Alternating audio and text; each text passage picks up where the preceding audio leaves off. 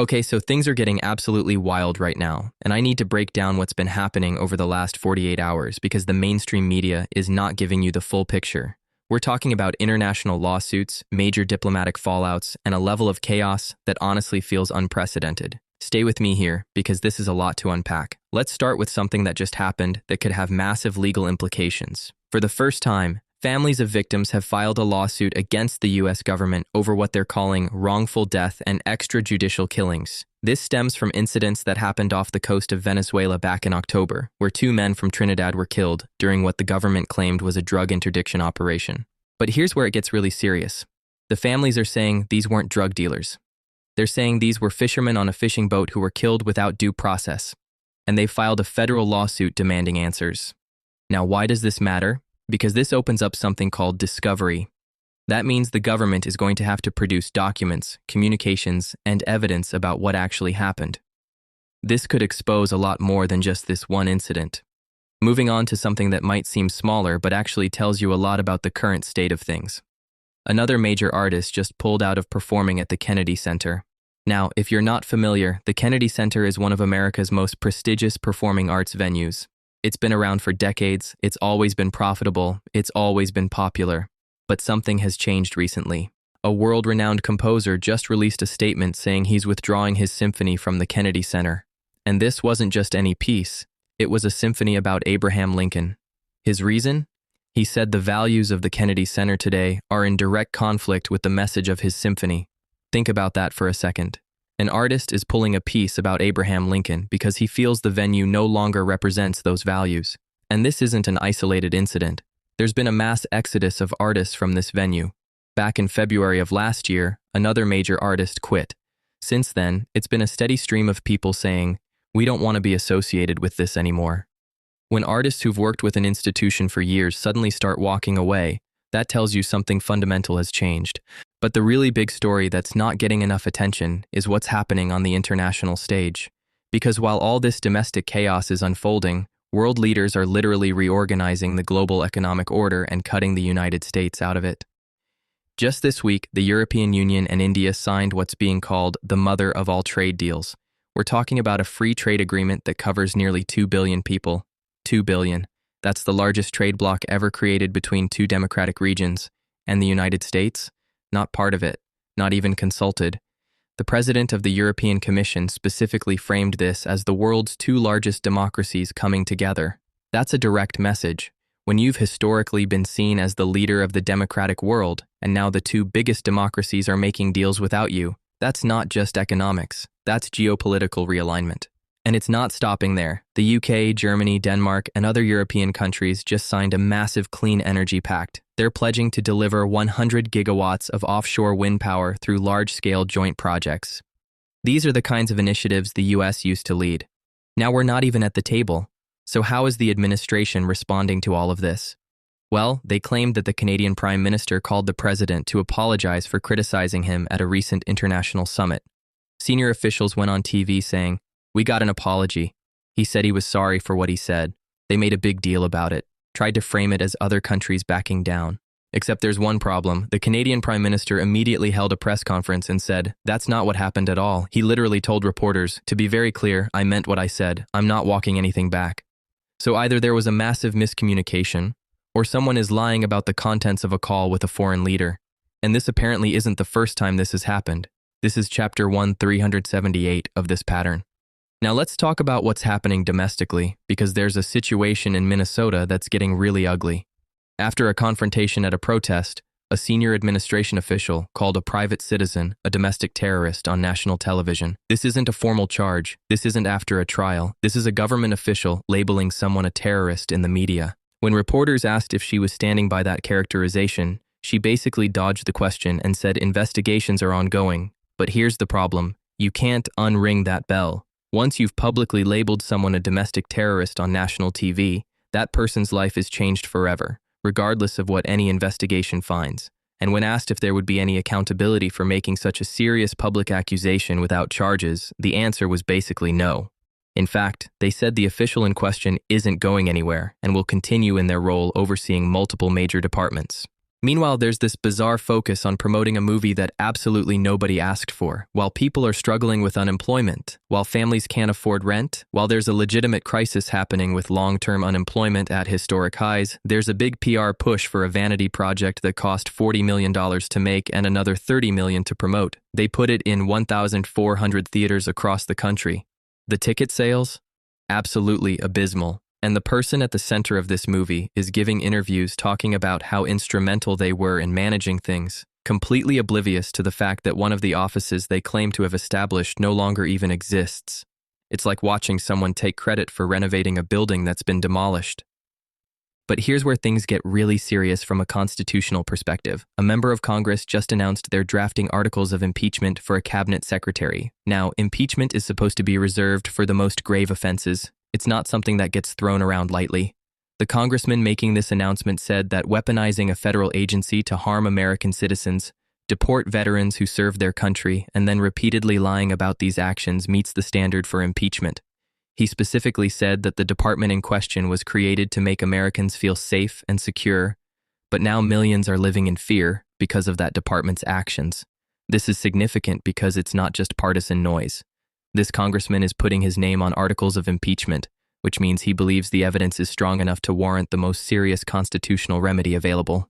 And speaking of what's happening domestically, there are some deeply disturbing reports coming out about immigration enforcement tactics. The New York Times confirmed that officials are arresting refugees who are in the country legally in one state, flying them to Texas, processing them through the system again, and then releasing them without any way to get home.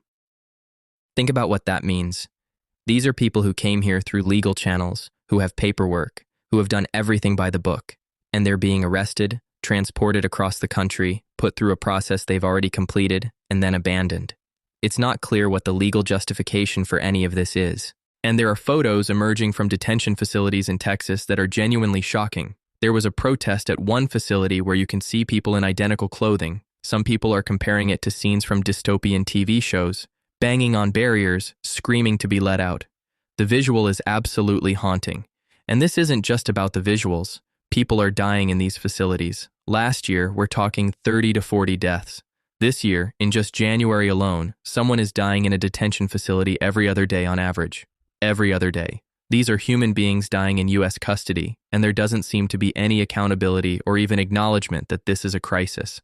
When you step back and look at all of this together, the lawsuits, the diplomatic isolation, the domestic chaos, the mass exodus of artists from cultural institutions, the deaths in custody, you start to see a pattern. This isn't normal political disagreement. This isn't just a different policy approach.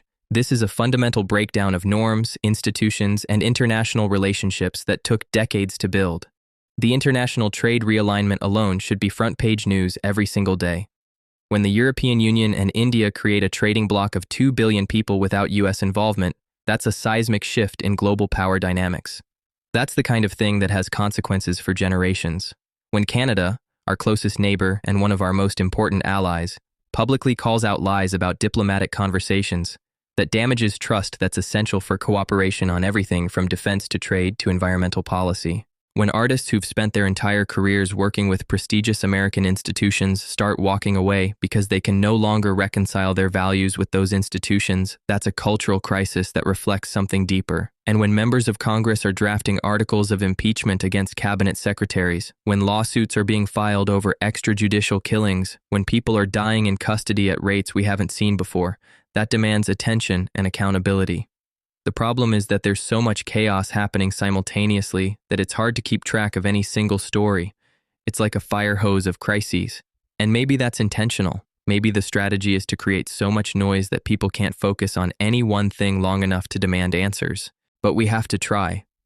We have to document what's happening. We have to remember that these aren't just headlines. These are real people's lives being affected. Real families who lost loved ones and are seeking justice. Real artists who are taking moral stands at personal and professional cost. Real refugees who followed the legal process and are now being treated like criminals. Real deaths happening in American facilities that should never happen. The big question is what happens next. Will there be accountability for any of this? Will the lawsuits lead to real discovery and transparency? Will the impeachment articles gain traction? Will our international allies continue to build new structures without us, or will there be a path to repair those relationships? And perhaps most importantly, will the American people demand answers? Because ultimately, that's what this comes down to. Government officials can spin whatever narrative they want. They can claim phone calls went differently than they did. They can promote vanity projects while people struggle. They can label citizens as terrorists without due process, but they can only get away with it if we let them. The tool of discovery in these lawsuits could be huge. When you sue the federal government, they have to produce documents, they have to show communications, they have to reveal what actually happened and who made what decisions. That's why these families filing this lawsuit matters so much. It's not just about their specific case, though that's critically important. It's about potentially exposing systemic issues that need to be addressed. The international situation is maybe even more consequential in the long term. Global trade patterns that are being established right now will shape the world economy for decades. If the US is not part of these major trade agreements, if we're not at the table when clean energy partnerships are being formed, if we're burning bridges with allies who have stood by us for generations, there's no quick fix for that. You can't just undo decades of diplomatic damage with a phone call. And the domestic situation with enforcement tactics and detention facilities, this is something that historians will look back on and judge us for. How we treat the most vulnerable people in our society, how we handle those seeking refuge, whether we uphold basic human dignity even in difficult situations, these are tests of our values as a nation. So where do we go from here? First, pay attention. Don't let the flood of news make you numb to any individual story. Each of these developments matters. The lawsuit matters. The diplomatic fallout matters. The artist exodus matters. The impeachment articles matter. The detention facility deaths matter. Second, demand transparency. When officials make claims about phone calls with foreign leaders, there should be records. When they label citizens as terrorists, there should be evidence and due process. When people die in custody, there should be investigations and accountability. Third, support independent journalism and documentation of what's happening. The stories that are hardest to cover are often the most important. The detention facilities that don't want cameras. The diplomatic meetings that happen behind closed doors. The policy decisions that get made without public input. This is a moment where a lot is in flux. International alliances are being redrawn. Domestic institutions are being tested. Legal challenges are being mounted. And how we respond collectively will determine what kind of country we are and what role we play in the world going forward. The families who filed that lawsuit showed courage. The artists who walked away from prestigious gigs showed integrity. The congressman drafting impeachment articles is taking a political risk. The journalists documenting conditions in detention facilities are doing essential work.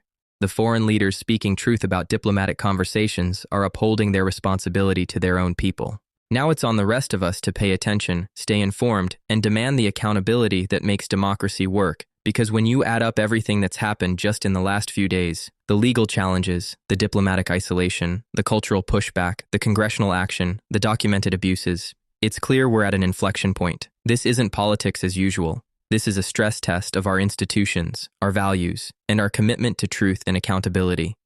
And how we respond to that test will define us for years to come. So stay engaged, stay informed, and don't let the chaos distract from what really matters: justice, accountability, and the fundamental principles that are supposed to guide us as a nation.